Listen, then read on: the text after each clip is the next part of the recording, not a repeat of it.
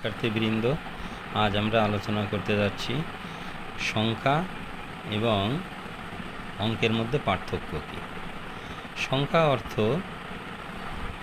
1 2 3 4 5 6 7 8 9 0।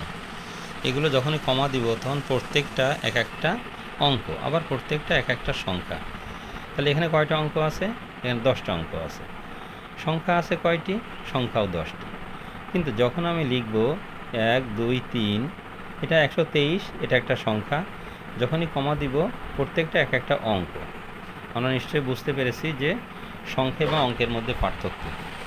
যখনই বলা হয় যে 5 অঙ্কের বৃহত্তম সংখ্যা, এর মধ্যে বৃহত্তম হচ্ছে 9, তাহলে 5টা 9 থাকলে সেটা 5 অঙ্কের বৃহত্তম সংখ্যা। 3 অঙ্কের বৃহত্তম সংখ্যা, তাহলে 3টে 9 থাকলে 3 অঙ্কের বৃহত্তম সংখ্যা। আর ক্ষুদ্রতম সংখ্যা কত? ক্ষুদ্রতম সংখ্যা হচ্ছে ও, যেহেতু একটা সংখ্যা বলা হয়েছে তাহলে 3টে ও দিলে ক্ষুদ্রতম সংখ্যা। কিন্তু না, শুধু ওর কোনো মূল্য নেই, তাই এর আগে একটা 1 দিতে হবে। সবচেয়ে ক্ষুদ্র হচ্ছে 1, তারপরে দিব 2টা 0, তাহলে 3 অঙ্কের ক্ষুদ্রতম সংখ্যা প্রমাণিত হলো। ওকে।